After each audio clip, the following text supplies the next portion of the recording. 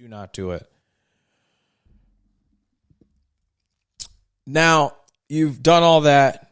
We've gotten to title. We've gotten the inspection done by ourselves, visually. We've walked the property. We've brought in our team or whoever we, feel comfortable kind of being that second set of eyes on the property. Closing time, you know how that goes. Same time, man. I don't know you. You don't know me. Money across, the wire through the title company. It's another reason why title companies are great, because they hold it in escrow.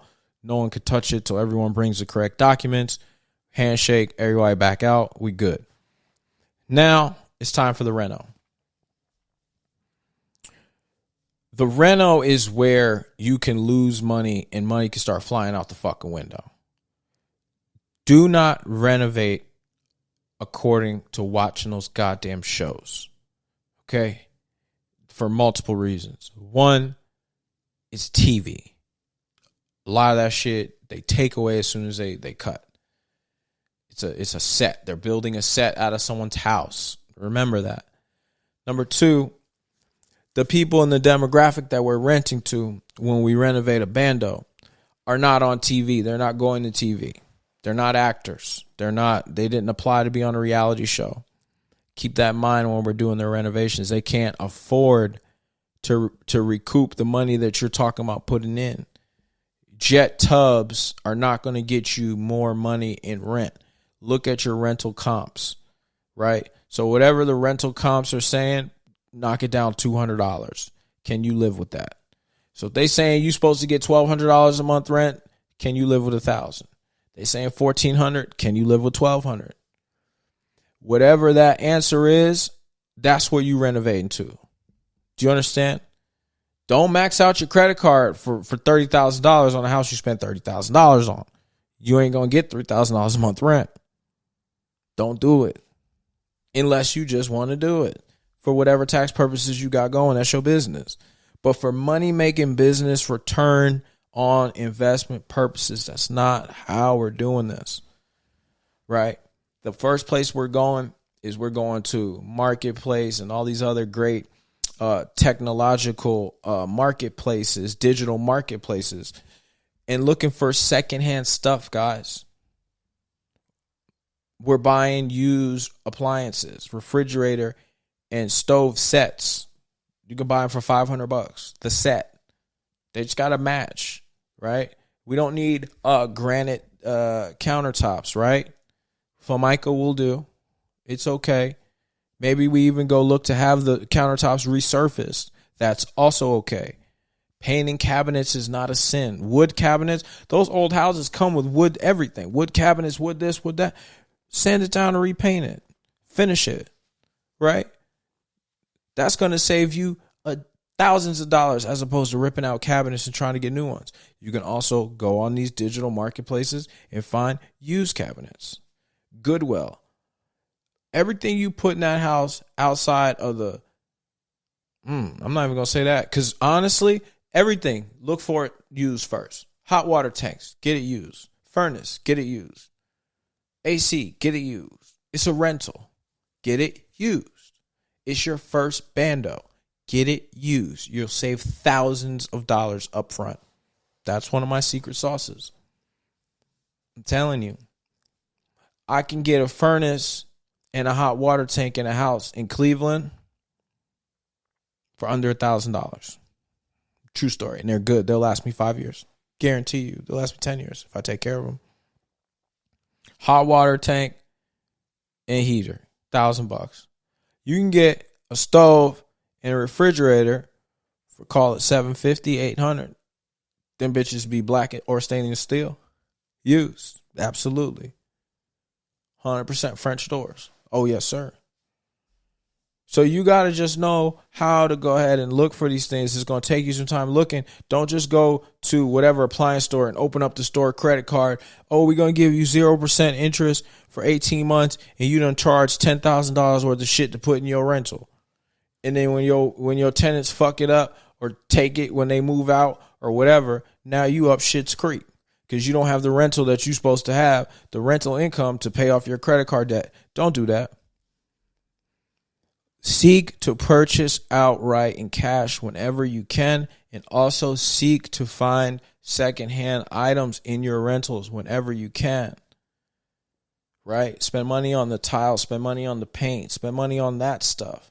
Right? The fixtures, the lights, spend money on that, yes. But even those things, you can go to Habitat for Humanity or any of these other types of places in your city and get really good light fixtures, get really good doors, that somebody donated from their other renovation. And they'd be immaculate, great stuff for a quarter of the price. Do that before you start buying the new stuff on the renovation, right? So if we're at 30 and you put in 20 and really you just doing drywall, you doing electrical, right? You getting your HVAC in, you got paint, you got appliances, you got floors. You should be able to do that for $20,000, especially when you getting your ass on there and installing the floors yourself. You're installing the floor.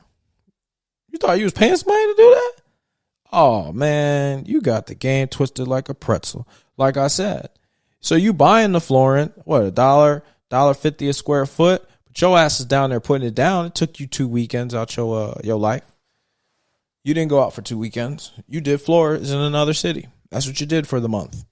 On your days off for that month, that's the fuck you did. And it saved you a couple $1,000s. Yeah, you bought used toilet, appliances, fixtures, and all that when you got your tax return. And you had that shit put in storage. That's what you did. You stacked it up. Every time you got paid, you bought a furnace. Next time you got paid and had some extra money, you bought a hot water tank. Well, what are you talking about? Where did I put it? You put that shit in your garage, or you put that bitch in storage. And then when you collected enough stuff, you drove your ass down there and then got it installed. That's what you did. Your apartment became a motherfucking hot water tank storage for the weekend. I don't want to hear it. That's what you did. Everything you did turned into feeding that mission. Everybody you talked to, everything. Hey, you know somebody that do drywall? Right? That's where we at with it. So that's what I need you guys to tap in and do. So now after we've renovated it, now it's time to market the rental. Marketing the rental, go to them same digital marketplaces. Put a sign up on the window. Speak to that agent that you created a great relationship with. Speak to that handyman you got a great relationship with. Go to the local church. Talk to somebody. Hey, can I put up a little sign about this apartment I got going? Yeah, I'm the guy who was renovating that house across the street or around the corner. Because you mingling. You around there now.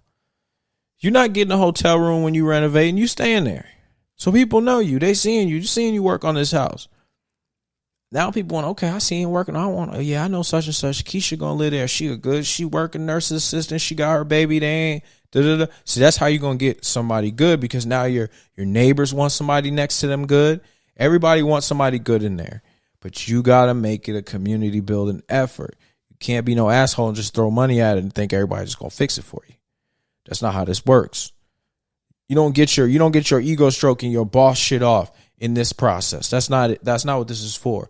This is for building the team. Okay? Remember, fresh paint.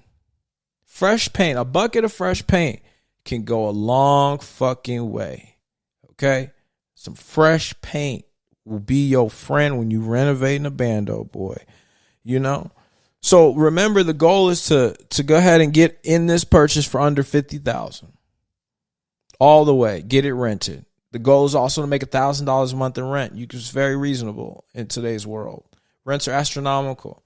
$1,000 a month in most American cities is a steal. Even in little places, Cleveland, that's a steal. And you're a good landlord, clean place, even in the ghetto, y'all. You're going to make that money. So if we're doing the math, that's $12,000 a year. That's $24,000 after 2 years. It's $48,000 after 4 years. So you've recouped your money essentially after 4 years. Now, after that, like we talked about, real estate is a 5-year game minimum. You got 1 year of free profit. And you still recoup that initial investment. You rinse and repeat that 5 times. Think about that. Because you're going to have that money back now. Do it again. Right? You're going to have that money back after year 2. Because you really technically will have 24,000, right? And you're going to put a little extra sauce on it, and you're going to have enough money to buy your second Bando. After the second year. Call it the third year because you want to take some time off. Third year, you should be in your second Bando. By year 5, you should have 2 of these bitches rolling. Think about that. Now, we're not talking about the equity that's in the house. We're not tapping none of that. We're talking about just the cash that's in your pocket that you recouped, and now the cash you getting every month. You understand? Cash flow. You still have the initial investment to keep going. You didn't take out one loan. What you took out was a motherfucking investment strategy, and what you took out was some hard work from yourself. Okay? So that's installment 1 of 100 Deeds in a Pistol. The ebook will be a lot more in depth. It'll give you links and real in-depth financials and areas and demographic studies and everything that you'll need to compile regionally to make this happen. But I just want to let you guys know I'm not fucking around. This is right here in my mind because I've done it. It's in me, not on me. So I'm going to go ahead and put that down. It'll be available in May. So please tap in. Black Wall Podcast. Everywhere it's available. Man, show us some love. Keep pushing. I appreciate y'all.